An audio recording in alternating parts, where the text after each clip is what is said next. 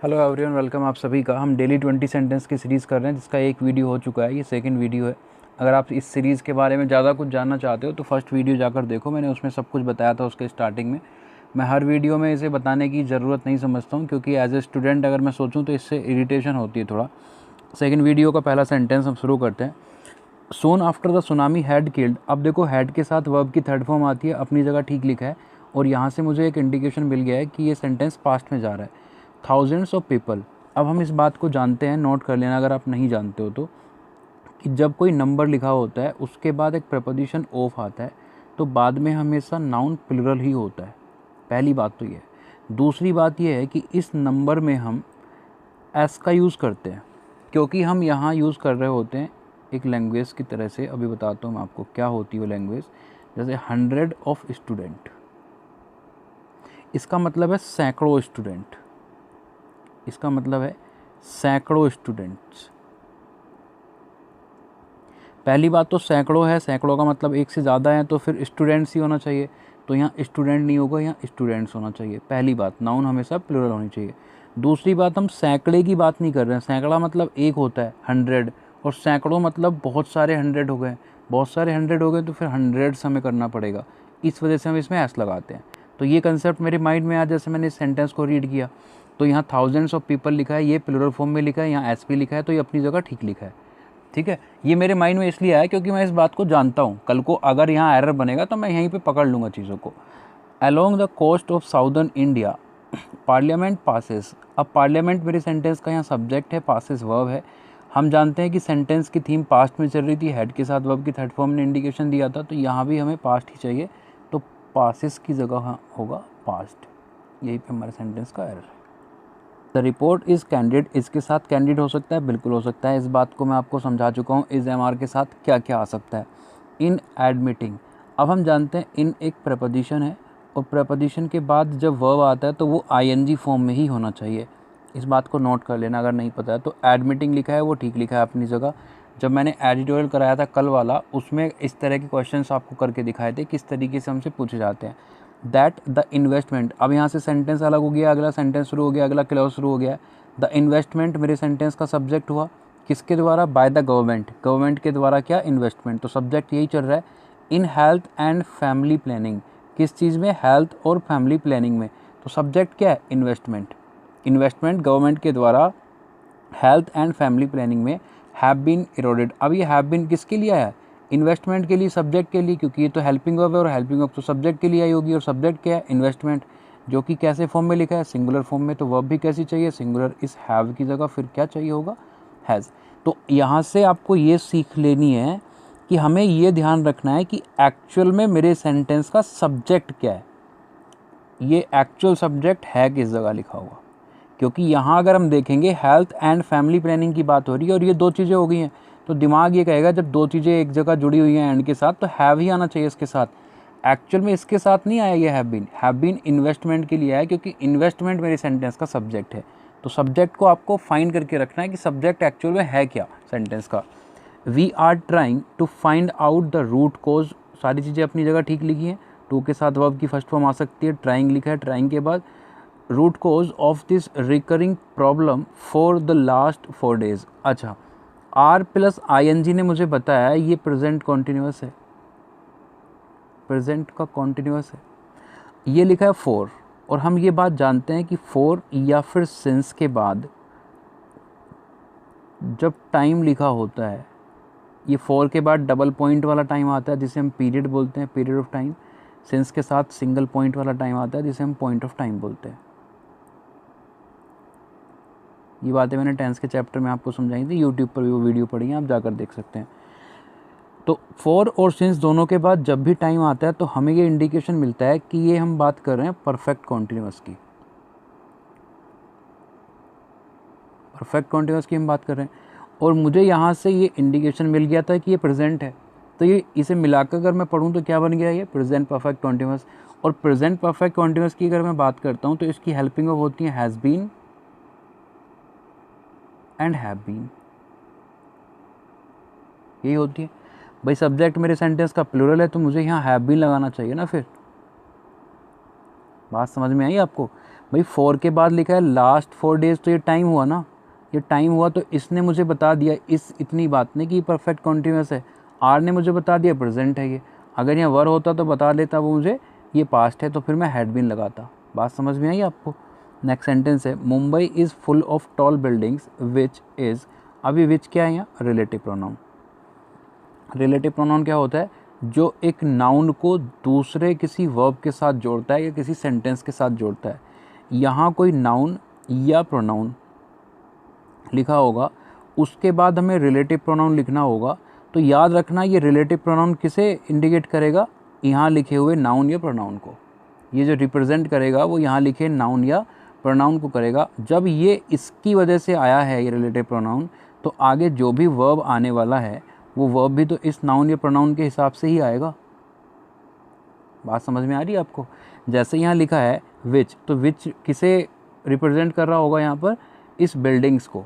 तो इसी के अकॉर्डिंग यहाँ आने वाला वर्ब भी चाहिए। बिल्डिंग्स प्लूरल फॉर्म में लिखा है, तो फिर इज़ की जगह क्या आना चाहिए? आर। मैं सेंस के हिसाब से भी समझा देता हूँ आपको कि Mumbai is full of tall buildings which are, वो बिल्डिंग्स थी या हैं, एट वंस इट्स स्ट्रेंथ, एक बार को इसकी ये स्ट्रेंथ है। बात समझ में आ रही है? तो वो कौन है स्ट्रेंथ? बिल्डिंग्स। तो बिल्डिंग्स बहुत सारी हैं, इस वजह से इसके लिए क्या आना चाहिए? आर। तो याद रखना कि जो कभी भी एक रिलेटिव प्रोनाउन होगा, जैसे विच होगा, दैट होगा, दोज होगा, हु होगा, तो ये सब अपने से जस्ट पहले लिखे हुए नाउन या प्रोनाउन को रिप्रेजेंट करेंगे और उसी के हिसाब से आगे आने वाला वर्ब होना चाहिए। I am fully aware that my boss is one of those who is totally. अब ये हु फिर से रिलेट कर रहा है, तो ये रिलेटिव प्रोनाउन हुआ। तो ये किसे रिप्रेजेंट कर रहा होगा? इस दोज को। दोज कैसा है अपने आप में? प्लूरल। तो इसके हिसाब से आगे वर्ब आना चाहिए, तो इसकी जगह क्या होगा? आर होगा। बातें समझ में आ रही हैं आपको? The director of our company does not believe, does not के साथ वर्ब की फर्स्ट फॉर्म लिखी है, ठीक लिखा है, कोई एरर नहीं है। दैट वी आर वर्किंग, अब आर ने हमें बताया प्रेजेंट है, आईएनजी कॉन्टिन्यूस है, sincerely and with interest for all these years, इन सालों से, इन सभी सालों से, इन सभी वर्षों से इस काम को हम कर रहे हैं। अगेन फॉर या सिंस के साथ फिर से क्या मिला मुझे? टाइम। तो फॉर के साथ टाइम ने, इतनी बात ने मुझे समझा दिया कि ये हम बात किसकी कर रहे हैं? परफेक्ट कॉन्टिन्यूस की। परफेक्ट कॉन्टिन्यूस की हम बात कर रहे हैं। और अगर ये परफेक्ट कॉन्टिन्यूस है और इस सेंटेंस में इस आर ने मुझे बता रखा था कि ये प्रेजेंट है, अब मैं एक साथ अगर पढ़ूँ तो क्या बन जाएगा? Present perfect continuous. तो इस आर की जगह भी यहाँ क्या होना चाहिए? हैव बीन होना चाहिए। नेक्स्ट सेंटेंस देखो, initially the hijacker seemed determined not to submit but ultimately they were given in. अब वर्ब के साथ वर्ब की थर्ड फॉर्म लिखी है। ये बात मैं आपको पहले भी बता चुका हूँ, फिर से मैं लिखकर आपको समझा रहा हूँ।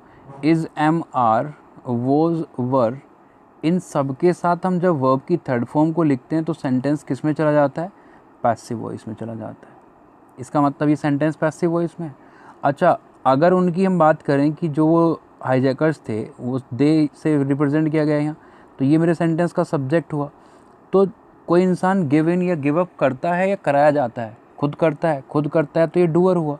और जब किसी भी सेंटेंस का स्टार्टिंग वर्ड खुद डूअर होता है तो सेंटेंस एक्टिव वॉइस में होता है। एक्टिव वॉइस में होता है। और अगर सेंटेंस एक्टिव वॉइस में होगा तो फिर वर नहीं आना चाहिए, यहाँ गिवन नहीं होना चाहिए, डायरेक्ट सेकंड फॉर्म होनी चाहिए, क्या? गेव होना चाहिए। अब यहाँ गेव अप आएगा या गेव इन आएगा ये किसी और वीडियो में हम समझेंगे। फिलहाल अभी हम बात कर रहे हैं इस सेंटेंस के एरर की। दोनों में कुछ फ़र्क होता है, ये आप जानते भी होंगे, नहीं जानते हो मैं किसी दिन समझा दूंगा आपको। I remember my childhood days when I was used to going. अब ये लिखा हुआ है यूज्ड टू। इसका कंसेप्ट मैंने आपको मॉडल वर्ब में समझाया था। जब हम किसी बी फॉर्म के साथ यूज्ड टू को लिखते हैं तो ये एज एन एडजेक्टिव काम करता है। तो इसके बाद हम हमेशा जीरेंड का यूज़ करते हैं।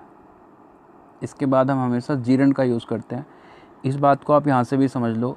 Mind, enjoy, excuse, dislike, deny, avoid, no use, good use, admit, stop, start, propose, keep, appreciate, use to, addicted to, accustom to, with a view to, look forward to. जो आपके ये सामने लिखे हैं एक्सप्रेशंस, इनमें से कोई भी अगर किसी सेंटेंस में आया है और उसके बाद हमें वर्ब का यूज़ करना पड़ा तो फिर हम उस वर्ब का आईएनजी फॉर्म यूज़ करेंगे। उसी को हम जीरंड बोलते हैं। किसी सेंटेंस में कीप लिखा हुआ है, उसके बाद हमें कोई वर्ब लगानी है तो वर्ब का कौन सा फॉर्म आएगा, आईएनजी फॉर्म। किसी सेंटेंस में गुड यूज़ लिख कर आया है, उसके बाद हमें कोई वर्ब लगाना है तो कौन सा फॉर्म आएगा, आईएनजी फॉर्म। किसी सेंटेंस में यूज्ड टू लिख कर आया है, उसके बाद हमें कोई फॉर्म लगाना है तो उसमें क्या यूज़ होगा, आईएनजी फॉर्म। लेकिन यहाँ यूज टू के साथ एक शर्त और ये है कि सबसे पहले इनसे बी का यूज़ किया जाएगा, बी फॉर्म का यूज़ किया जाएगा, इज़, एम, आर, वॉज, वर का यूज़ किया जाएगा, जैसे इस सेंटेंस में किया गया है। यूज्ड टू से पहले क्या लिखा है यहाँ, वॉज।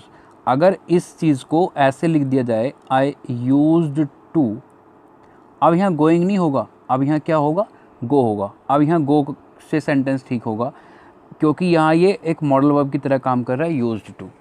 अगर यहाँ लिखा होगा इज़, एम, आर इससे पहले, इसका मतलब ये होगा ये वाला फॉर्म बनेगा, बी का कोई फॉर्म आएगा प्लस यूज्ड टू बनेगा, तो उसके बाद जीरंड का यूज़ होगा। जैसे यहाँ लिखा है, ये गोइंग अपनी जगह ठीक लिखा है। एक और बात समझने की यहाँ ये है, जब हम किसी कंजंक्शन से दो चीज़ों को आपस में कनेक्ट कराते हैं तो ये दोनों चीज़ें सेम कैटेगरी की होनी चाहिए, ये दोनों चीज़ें सेम कैटेगरी की। मतलब अगर इधर वर्ब की थर्ड फॉर्म है तो उधर भी वर्ब की थर्ड फॉर्म होनी चाहिए। अब देखो यहाँ लिखा है एंड, अब सेंटेंस क्या है, I was used to going, यहाँ तो ठीक लिखा है गोइंग, यहाँ गो होगा तो एरर बनेगा। To the farm and help others in their work, अब ये हेल्प वर्ब है, जैसे यहाँ गो वर्ब था, तो यूज्ड टू के बाद गोइंग लिखा है और यहाँ कंजंक्शन से दो चीज़ों को आपस में कनेक्ट किया गया है, तो ये जब ये गोइंग है तो ये भी क्या होना चाहिए था, ये भी हेल्पिंग होना चाहिए था। तो आपको दो चीज़ें यहाँ से सीखनी मिली, एक तो यूज्ड टू के बाद जीरंड का यूज़ होगा, कब होगा, जब उससे पहले इज़, एम, आर या वॉज, वर लिखा होगा। दूसरी बात, जब हम कंजंक्शन से दो चीज़ों को आपस में कनेक्ट करेंगे तो जो कंजंक्शन के लेफ़्ट साइड में वर्ब का फॉर्म होगा वही राइट साइड में होगा। कंजंक्शन के इधर अगर एडजेक्टिव है तो दूसरी तरफ भी क्या होना चाहिए, एडजेक्टिव होना चाहिए। और इन सारी चीज़ों को आप एक बार नोट कर लेना, उसके बाद 4-5 बार रिवाइज़ कर लेना, और जब मैं आपको जीरंड पढ़ाऊँगा ग्रामर में तो आपको मैं ट्रिक से भी याद कराऊँगा, फ़िलहाल आप इन्हें याद कर लेना। I missed the last train, अब यहाँ देखो मिस्ड लिखा है तो सेकंड फॉर्म से मुझे पता लगा कि सेंटेंस पास्ट में चल रहा है, ठीक है। विच आई यूजुअली कैच, अब ये एक ऐसा एडवर्ब लिखा है यूजुअली जो हमें ये बताने की कोशिश कर रहा है कि ये काम अक्सर होता है, और अगर कोई काम अक्सर होता है तो वो एक्शन कैसा हो जाएगा, हैबिचुअल एक्शन हो जाएगा। और अगर वो एक्शन हैबिचुअल है तो फिर वो किस में बनना चाहिए, वो प्रेजेंट इंडेफिनिट में बनना चाहिए। हैबिचुअल एक्शन तो सब प्रेजेंट इंडेफिनिट बनते हैं, तो फिर यहाँ कैच ही रहना चाहिए। अब यहाँ कोट अगर लिख कर दे दिया जाएगा तो ये एरर बनेगा। कई बार दिमाग में ये चलता है कि जब ये पास्ट है और पास्ट को फॉलो करता है, ये बात आप चीख कर बताते हो हमें, तो फिर यहाँ कोट क्यों नहीं आएगा, इस वजह से नहीं आएगा क्योंकि यूजुअली ने हमें मजबूर कर रखा है इसे प्रेजेंट इंडेफिनिट में बनाने के लिए। अगर यहाँ से यूजुअली हटा दिया जाए तो फिर कोट सी हो जाएगा। अभी यूजुअली ने हमें मजबूर कर रखा है कि सेंटेंस को किस में रखा है, प्रेजेंट इंडेफिनिट में। अब मैं आपको इसका सेंस बताता हूँ क्या निकल रहा है। I missed the last train, मैंने लास्ट ट्रेन को मिस कर दिया मतलब कर दिया था, पास्ट की बात हो रही है। विच आई यूजुअली कैच, जिसे मैं अक्सर पकड़ता हूँ, मतलब ये काम अक्सर होता है, हैबिचुअल एक्शन है, इस वजह से इसे प्रेजेंट इंडेफिनिट में ही बनाना होगा। And have to stay at the station on my way back home yesterday, अब इसने यस्टरडे की बात की है, उसके बाद यहाँ दूसरा सेंटेंस एंड के साथ जोड़ा गया है, तो अब सेंटेंस पास्ट में है तो यहाँ हैव की जगह क्या होना चाहिए, हैड होना चाहिए। यहाँ कोई ऐसा वर्ड नहीं लिखा है इससे पहले जो हमें मजबूर करे प्रेजेंट इंडेफिनिट में रहने के लिए, यहाँ हैड का यूज़ होगा क्योंकि पास्ट को फॉलो करता है। बात क्लियर हुई ना। अगर आपको समझ नहीं आया तो वीडियो पीछे करना, फिर से इस बात को सुनना, अपने आप समझ में आ जाएगा। द मैनेजर्स फ्रीक्वेंटली एनकाउंटर, अब मैं जानता हूँ एनकाउंटर क्या है, वर्ब है, उसे मॉडिफाई करने के लिए एडवर्ब का ही यूज़ होगा। एडवर्ब यहाँ लिखा है, ठीक लिखा है, कल को यहाँ फ्रीक्वेंट आ सकता है। अब देखो मैं कर क्या रहा हूँ, जैसे सेंटेंस पढ़ रहा हूँ और जो भी चीज़ें मैं जानता हूँ कि ये वर्ब है, इससे पहले एडवर्ब मॉडिफाई करेगा, इन सारी चीज़ों को मैं हर सेंटेंस में सोचता चल रहा हूँ। मैं लिख तो इसलिए रहा हूँ ताकि मुझे आपको समझाना है, लेकिन जब मैं एज अ स्टूडेंट करूँगा तो लिखने की ज़रूरत तो नहीं पड़ेगी ना। लेकिन ये सारी चीज़ें मेरे माइंड में इसलिए चल रही हैं ताकि कल को अगर यहाँ एरर पूछता है किसी सेंटेंस में तो ये माइंड में आ जाए मेरे तुरंत। Situations where they need to help others solving problems, note कर लेना इस बात को भी आप कि जब हम किसी सेंटेंस में एक्टिव वॉइस की मैं फ़िलहाल बात कर रहा हूँ, पैसिव में ये वाला रूल काम नहीं करता है। जब हम किसी सेंटेंस में हेल्प को देखते हैं एक्टिव सेंटेंस में और उसके बाद हमें वर्ब लिखना होता है तो उस वर्ब से पहले ना तो टू का यूज़ किया जाता है, ना उस वर्ब में आईएनजी का यूज़ किया जाता है, वर्ब की फर्स्ट फॉर्म लिखी जाती है। इसी को अगर मैं ग्रामर के कंसेप्ट से आपको समझाऊं तो यहाँ इसे हम बेयर इन्फिनिटिव बोलते हैं। और ऐसा क्यों होता है, जब मैं आपको ग्रामर पढ़ा रहा हूँगा, इन्फिनिटिव वाला चैप्टर पढ़ा रहा हूँगा, तब मैं आपको समझाऊंगा डिटेल में ऐसा क्यों होता है, उसका रीज़न भी दूंगा कि रूल क्यों बनाया गया है। ठीक है, तो इस सेंटेंस में देखा हमने दे लिखा है, मतलब सेंटेंस एक्टिव वॉइस में है, दे नीड, उसके बाद हेल्प लिखा है, उसके बाद सॉल्व लिखा है, ये भी तो वर्ब हुआ ना। मैंने अभी आपको बताया हेल्प के बाद अगर कोई वर्ब लिखी जाएगी तो ना तो उससे पहले टू का यूज़ कर सकते हैं, ना तो टू सॉल्व कर सकते हैं, ना इसे आईएनजी से सॉल्विंग कर सकते हैं। तो यहाँ क्या होगा, ओनली सॉल्व होगा। ठीक है, किसी सेंटेंस में let, make, bid, need not, dare not, had, rather, do everything but, do nothing but, help, had rather, rather than, had rather, फिर से आगे आइए, वुड रेदर, इनमें से कोई भी लिखा हुआ दिख जाए, इन सब के बाद वर्ब की फर्स्ट फॉर्म लगानी है आपको। ना तो उससे पहले टू का यूज़ करना है, ना उसके बाद आईएनजी का यूज़ करना है। इस बात को आपको ध्यान रखना है, नोट कर लेना। इससे पहले वाले जितने भी एक्सप्रेशन थे सबके साथ आईएनजी फॉर्म आना था, इन सब के साथ वर्ब की फर्स्ट फॉर्म आएगी जिसे हम ए बेयर इन्फिनिटिव बोलते हैं। आप इसे भी भूल जाओ, बस इनके बाद आपको वर्ब की फर्स्ट फॉर्म लगानी है। ठीक है, जैसे अभी हमने हेल्प के बाद लिखा। एक और वर्ड होता है, चलो बाद में समझाऊंगा, फिलहाल छोड़िए उसे। वी आर लुकिंग फॉरवर्ड, अच्छा वापस चलो एक बार ज़रा, यहाँ लुकिंग फॉरवर्ड के बाद फोर लिखा था या टू लिखा था, टू लिखा था। तो ऐसे भी सेंटेंस पूछ लिए जाते हैं, फोर की जगह टू होना चाहिए, लुकिंग फॉरवर्ड टू होता है। और फिर इसके बाद हम जीरंड का यूज़ करते हैं, तो जीरंड ही लिखा है, आईएनजी फॉर्म लिखा है। Please take delivery of the material and acknowledgement at the earliest. अब देखो एंड दो चीज़ों को आपस में कनेक्ट कर रहा है, इस क्लॉज को और इस क्लॉज को। इस क्लॉज में क्या लिखा था, वर्ब की फर्स्ट फॉर्म। प्लीज़ तो कॉमन वर्ड हो जाएगा, न्यूट्रल वर्ड हो जाएगा। वर्ब की फर्स्ट फॉर्म से सेंटेंस स्टार्ट हुआ, take delivery of the material and. अब जब यहाँ एंड लिखा है और यहाँ वर्ब की फर्स्ट फॉर्म से स्टार्ट हुआ था, तो इधर भी वर्ब की फर्स्ट फॉर्म से स्टार्ट होना चाहिए। तो यहाँ एक्नॉलेजमेंट तो नाउन होता है, तो यहाँ क्या हो जाएगा, एक्नॉलेज हो जाएगा।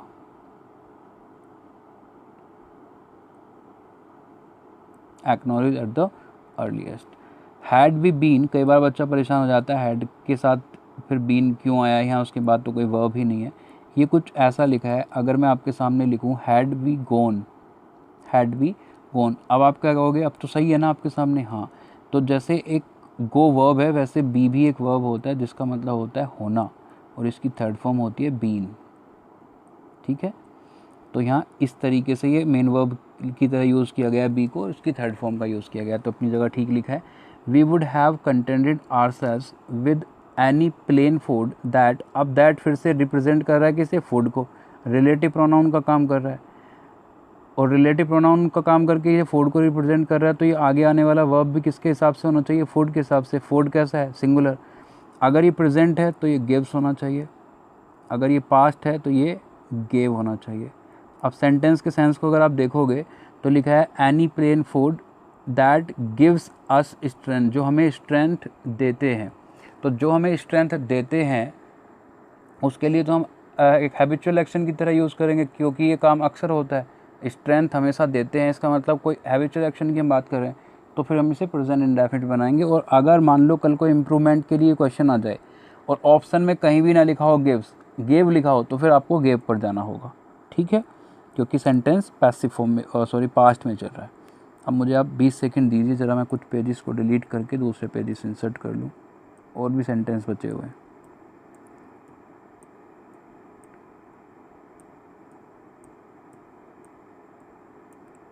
वीडियो अच्छा लगता है तो लाइक वाला बटन दबा दिया करो आप, तब तक मैं ये काम कर रहा हूँ, लाइक वाला बटन ही दबा दो आप।